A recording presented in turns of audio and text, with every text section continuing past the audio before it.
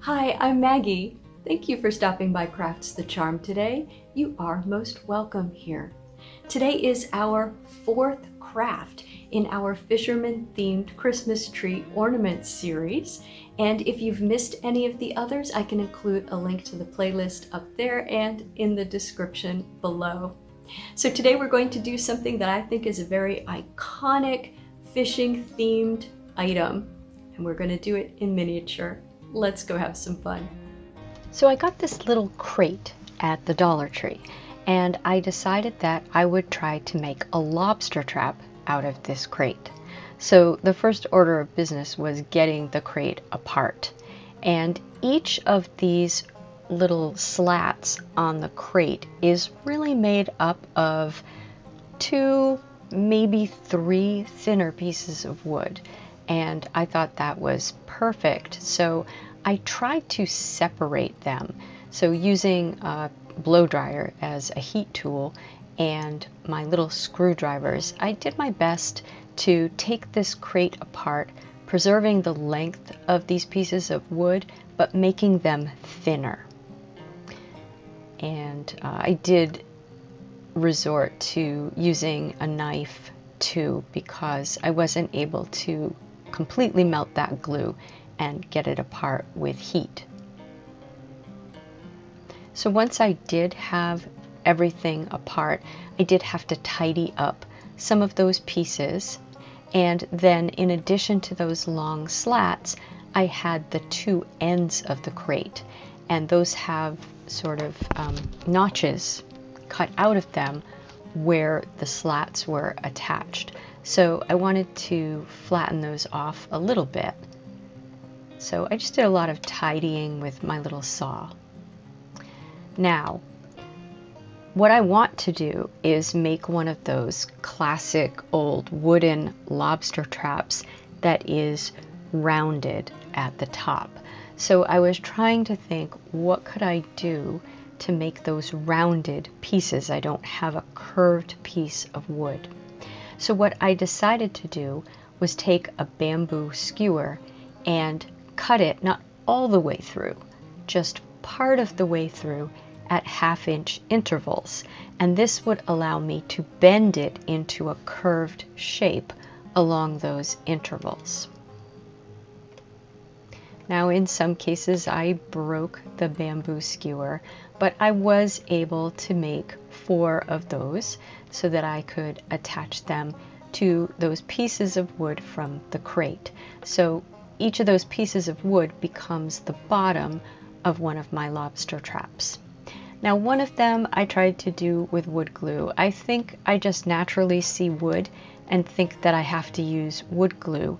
But when it's a craft and when it's something that's going to go on a Christmas tree and then be packaged away carefully, it really doesn't need to be put together with the very best glue. And I think hot glue is a better choice because it gives you a quicker hold. So what I did here was I used a lot of painter's tape to hold this together while the glue was drying. And for the second one, I wised up and I used the hot glue, and it was a lot quicker and easier. So, I'm mistaken. I think I said I made 4 of those curved pieces, but I did actually make 6, 3 for each lobster pot. And then I cut those pieces of the slats from the original crate to make them thinner.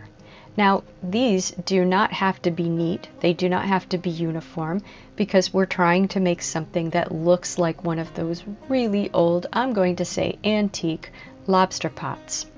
So I just glued them on using hot glue with a little bit of space between each one. So you're going to cut them the full width of the lobster pot, for starting at the back all the way to just over the top, and then in the front you need an opening. That's where the lobsters come in. So you've got sort of a doorway on the left, so you're going to cut the ones on the right a little bit shorter. So make some room for the doorway. Now inside there's generally some sort of net. In fact, the inside's fairly complicated and we're not going to imitate that, but we are going to have something that looks like a net. And I just happen to have this, some avocados from Target came in this.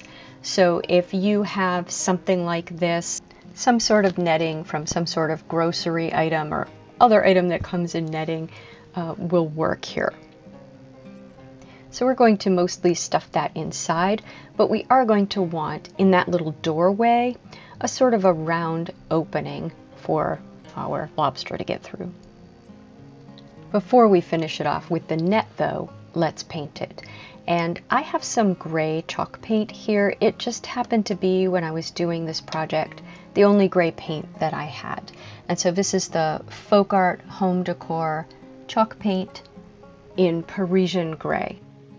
I wanted to give the lobster trap an old worn look, so we're going to start with a base coat of this gray, and that will just be sort of a base weathered wood color. And with that still a little bit wet, I just dragged through it with just a little bit of the acrylic black paint on the brush. So got a little paint on the brush, wiped most of it off, and then gently dragged over the gray paint. And then I did the same with a little bit of burnt umber acrylic paint. And here's the piece painted. I do think it gives us a nice old wood look. Now for the net part for the inside, I made a little ring out of 22 gauge florist wire, and then I just glued the net around the ring and glued the net inside the lobster trap, and I did this with hot glue. And I wasn't particularly precise. I would say just do your best to make it look decent, so I just, cut it and glued it so it looked fairly flat on the ends, and so that you could see that ring in the little opening. But it was a little bit tricky. I think maybe I would glue the ring on first if I were doing this again, get that positioned in the opening and glued in, and then do the sides. And that's it, it's done. If you wanted to put a hanger on it, you could use a little bit of jute twine or a little bit of white twine, or you could probably just slide a hanger under one of the little slats of wood on the top. I just placed it on my tree. I have a lot of ornaments like that that I will just sort of stick in the tree. And so here it is on the tree with the lights off.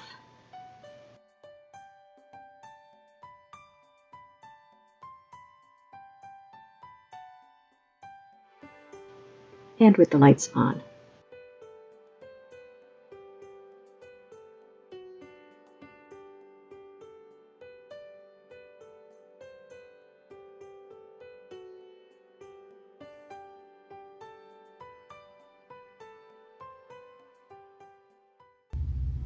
So what did you think of our little lobster traps? I think they look pretty realistic. It's easy to make things that look sort of old and worn. I enjoyed making them. I hope that you will too. If you liked this video, please give it a thumbs up. That tells me that you enjoy this sort of content and I should bring you more. And if you like this sort of content, please subscribe to Crafts the Charm. I hope to see you for our next craft in this fisherman-themed Christmas tree craft series. Thank you for spending time with me today. Take care.